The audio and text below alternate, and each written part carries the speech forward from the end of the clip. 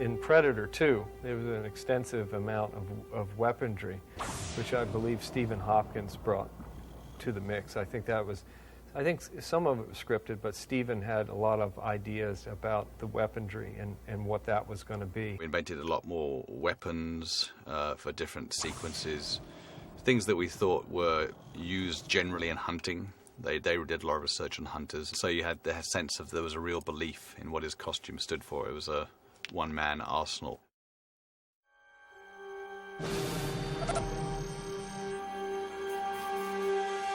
On the Predator, his gauntlet knives, because that's where it came out of. We had that again in Predator 2, and I think that was always a really unique, fun weapon. We spent a lot of time, though, working on the gauntlets that he wore, that knife would come out of. In the first Predator, we had even less time to create everything that we did. In the second Predator, at least we knew going in, we learned from what the first one was, and the gauntlets were separate in that. And so they were either hard or rubber pieces that we put in a lot of effort. I think visually they looked great in the first movie, but functionally they were a little tough to deal with because they were foam rubber onto the suit. So this time they were separate.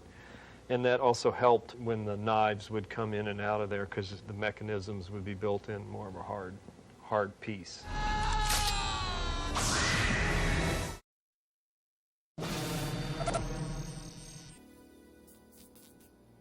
In the first movie, he's got his little self-destruct mechanism or his communicator.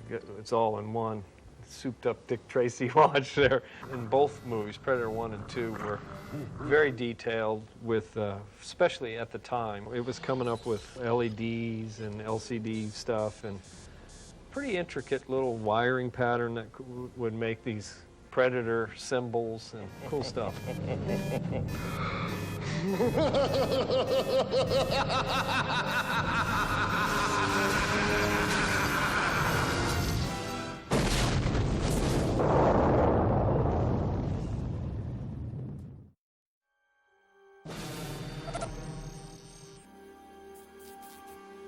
We redesigned the look of that laser cannon just to give this guy a different personality. I had helped do some of the original sketches on that, and I had different samurai armor in front of me that I was looking at. So the breech cloud area and the look of it was a little samurai influence. That was all radio controlled, so that thing could track and could follow and hit marks. Hopefully it always hit its marks on camera, where it needed to go. We actually had lasers inside of his helmet. There's like 3 lasers that were in there that in the right set environment, the spooky, smoky, kind of foggy looking thing, those lasers are actually real in some of those shots.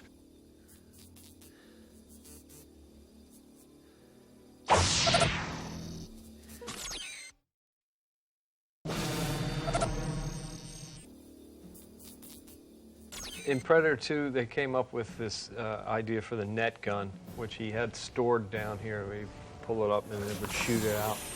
And that was a tricky effect to pull off. And that was a bit of a cheat because there was really no way to get that net to accurately fire. So we did it in a few different cuts where we could get the net flying through the air and then pull down onto that actor that gets trapped by it in a separate cut. That was a tricky effect in that we had a dummy that we recreated of the one actor that could pull that net down into his skin and you'd start to see the blood coming up. Then they hired me on the film. They told me there wasn't no mosquitoes around, man. I told you I cannot stand mosquitoes.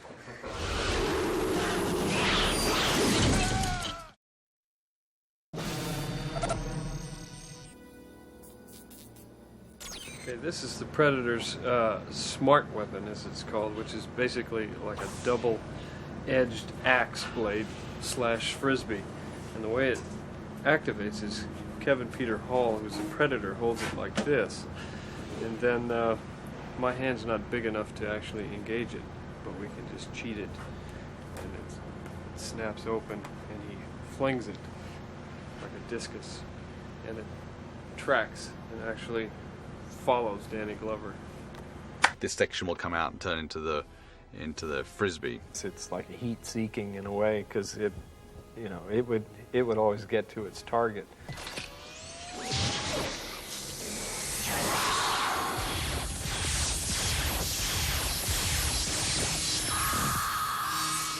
We built working ones that would light up and would take good close-ups, because they had nice sharp edges on them, and it was fun. With razor blades on the end. Surgical blades. These are surgical scalpel blades. Much sharper than X-Acto. Richard's very crazy. Keep it in your hand. That's the safest place. Don't let go of it or try to get rid of it. Okay, now then, no one should be over here, Gary, right? Because he lets go of it. Yeah. Pretty tight on here, but then just pulls it pretty even tighter, just like... Got it. Just give that last little head bang at Twinkle Brains. And he's really tight and he's looking down. Look down, like then the camera will kind of come down to your hand here. Okay, and so then Richard, cut yourself out. As you cut yourself out, like fall forward. Okay.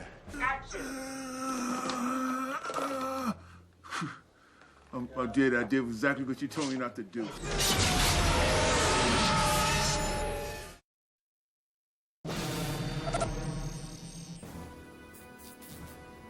This is a Predator's telescoping spear, and it starts out this size here, and then both ends expand out until it gets to be this large here,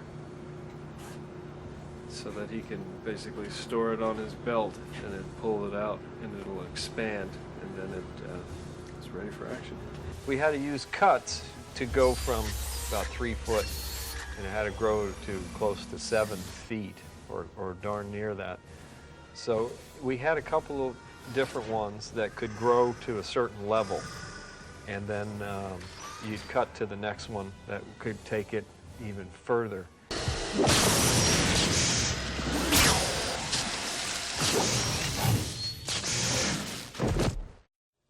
How many times do I have to tell you? You don't know what you're dealing with.